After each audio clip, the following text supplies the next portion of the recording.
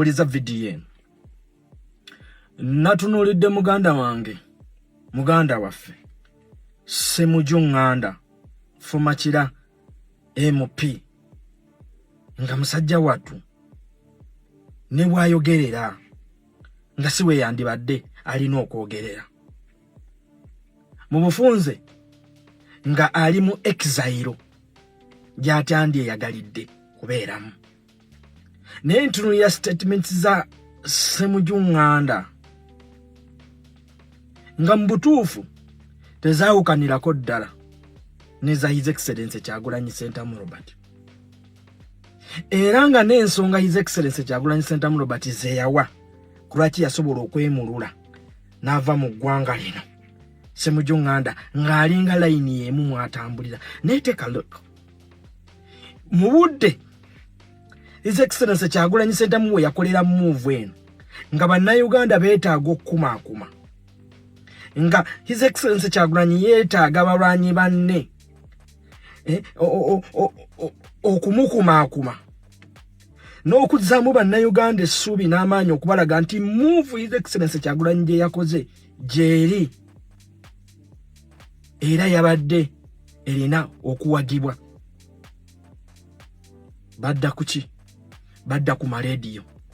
Kyagulanyi n'afuuka emboozi. Oyo Kyagulanyi yeetudde mu self exile. Tewali yabadde amunoonya. Omulanyi yenna Namigga alina okusigalawo wano n'alwana. Kyagulanyi wabayooza alina omusango nti bano abasajja bamwetaaga omuggulako omusango ajje tumuwerekere tumutwale ku poliisi. A lot was said. Utwandibadde tubeetaagira mukume bannansi mubalage nti omulanyi yenna okusinziira ku lutabalo luno nga bwe luyimiridde nti gavumenti eno gye tulwana yakatufugira emyaka 4 kitegeeza buli wali gap wonna ya consolidatingawo yazibawo. Naye tubasawo ntugamba nti eno gavumenti tugenda kugikyusa na ddembe nga si kuyiwa musaayi. Kakati bannange tuyina okwongeramu amaanyi mu bye tukola naye n'abatukulemberako mu lutabalo luno balina okubanga balamu nga tisi basobola okutwengejinga. Teri lutabalo lwonna lubeera headless. Kozi tukimanyi bulungi nnyo eggwanga lino tolina kulwana domestically kyokka. Kubanga era litambulira ku mikoweji, litambulira ewaka n'ewabweru w'eggwanga. Tetuyita domestic ne foreign policy. Njagala okwemu akafaananyi singa mazima ddala His Excellency Kyagulanyi abasajja obulamu babujjawo kubanga kyekyali ekigendererwa. Dr. Kebbi nga bamuneutralize nze. Kale katukitwale Dr. Kebbi alimida munda. Ne His Excellency Bobi Wine alimida munda. Saalongeeri Lukwago wuyo alimida munda. Ssemujju naawe olimida munda. Opposition olebe esigadde etya. Balubega mukaaku, bamabiike, bamunyagwa mu Baraka, bajje n'obijirwa, baluswa Luwemba. Nga bwe mulese mu mikono gy'abannansi bateekinge on revolution. Omanyi osooka n'otunuulira nti ground efaanana etya. Are Ugandans ready nti omuntu nga Dr. Kebbi singa aba akwatiddwako bannayuganda basobola okumununula? Is it possible? No, it's not possible. What about His Excellency Kyagulanyi? Bwekibanga veteran Dr. Kebbi ali mu mbeera gy'afaananako bw'atyo. Olwo His Excellency Kyagulanyi. You know, there are some people abeerawo ne bagamba nti omulanyi look at these people. Stella Nyanzi nga His Excellency Kyagulanyi akamala okwemulwa yavayo n'akola omuko gw'ebbaluwa. Almost all FDC elites and PFF elites bavayo ne bacriticizing nga His Excellency Kyagulanyi. Naye some people abagambanga omulanyi owaddala ow'amazima alina kuba mu kkomera munda. Omulanyi owaddala ow'amazima alina kuba mu exile. Olwanota government ya General Museveni nga toli mu exile. Olwanota government ya General Museveni nga toli mu kkomera. Now look, kati Dr. Kebbi tumufunamu. Saalongeeri Lukwago tumufunamu. Singa Ssemujju wabadde mu mikono gy'abasajja bano. Ebigambo bye watugambye twandibadde tubifunamu amakulu era twandibadde tubijjawa. Chemwagala okutugamba era n'akatono tuno His Excellency Kyagulanyi temukalabawo kakozeeko bukyanga agenda wabwe ngoza General Museveni musanyufu nnyo nga His Excellency Kyagulanyi tamulina mu custody nga tali mu ggwanga munali wabwe.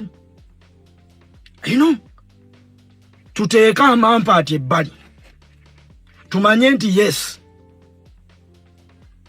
abasajja ade bakuliddemu revolution eno oba baleaders baffe bonna abasinga kati emikono giringa emisibe. Then what should we do? Don't know posting a Dr. Kebbi kidine kigawe. Dr. Kebbi is the true opposition. True opposition omulese kufiira munda. Omusajja yatuseno kola pusingira mu court bamukozeko buli byambyone byonna.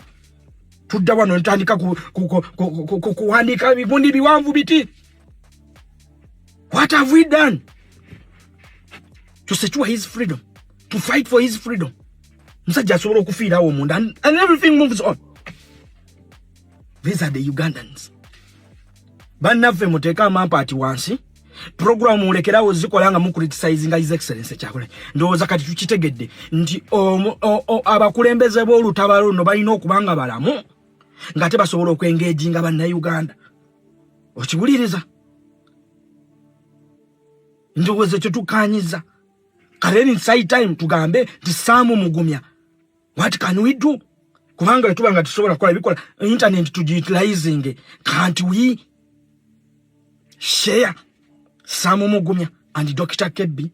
For almost no 2 weeks ago, scrolling olaba abo bokka nebituka ku talk show bitandika Kyagulanyi. My brother, ate we tubagambako wetunafu wetuzaako omuliro nje bigattako ki? Abasajja balulume bayiga basigala babeera bakolokota bwakwata omuzinda lwata akolokota Kyagulanyi. N'olweyo bamubuza esa ngeri yasiruka bamukutte tukwesa munizo zitwale yatya. So muchomba gamba ki mwe ba elite mwe muli batono fe ba hooligans be muyita ba hooligans tuli bangi fe ba P2 drop out oba senior 6 drop out tuli bangi naye mutwetaaga kati His Excellency Kyagulanyi ba elite naye ayina command y'abano boyita ba hooligans abatalina bonno na kyakufiirwa mu be elite mwina bye mufiirwa kati mubeetaaga. So this tendency of criticizing His Excellency Kyagulanyi every hour and then should stop. Discussing how politics has to move in the country or how politics has to be played in the country.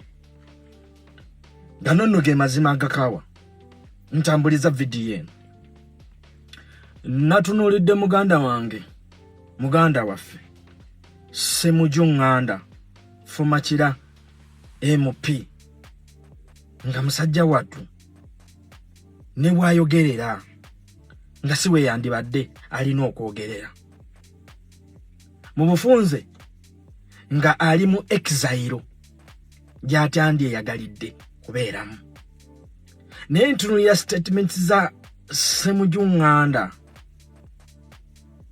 nga mu butuufu tezaawukanirako ddala neza His Excellency Kyagulanyi Ssentamu Robert. Era nga n'ensonga His Excellency Kyagulanyi Ssentamu Robert zeeyawa kulwaki yasobola okwemulula n'ava mu ggwanga lino. Ssemujju Nganda ng'alinga layini y'emu mwatambulira. Naye take a look. Mu budde His Excellency Kyagulanyi Ssentamu we yakolera move eno nga bannayuganda beetaaga okukumaakuma. Nga His Excellency Kyagulanyi yeetaaga balwanyi banne